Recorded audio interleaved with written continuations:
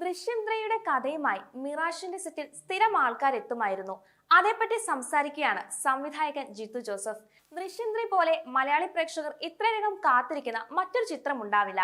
പല റെക്കോർഡുകളും ഭേദിച്ച് ദൃശ്യം സീരീസിന്റെ 3ാം ഭാഗത്തിന്റെ എന്ത് വാർത്തകൾ വന്നാലും പ്രേക്ഷകർക്ക് കേൾക്കാൻ ആവേശമാണ്.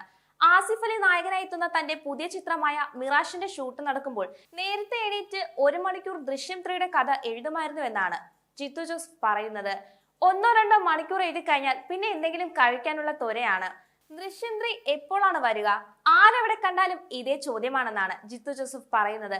അതുപോലെ ഏതൊരു അഭിമുഖത്തിൽ ദൃശ്യം 3ക്ക് അനുയോജ്യമായ കഥകൾ താൻ സ്വീകരിക്കുമെന്ന് പറഞ്ഞിരുന്നു. ഞാനത് വിട്ടുവെങ്കിലും എനിക്ക് നിറയെ മെയിലുകൾ വന്നു നിറഞ്ഞിരുന്നു.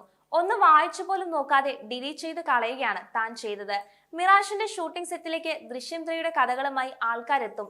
അവരെയൊക്കെ പറഞ്ഞു വിടുകയാണ് ഉണ്ടായതെന്നാണ് അദ്ദേഹം പറയുന്നത്.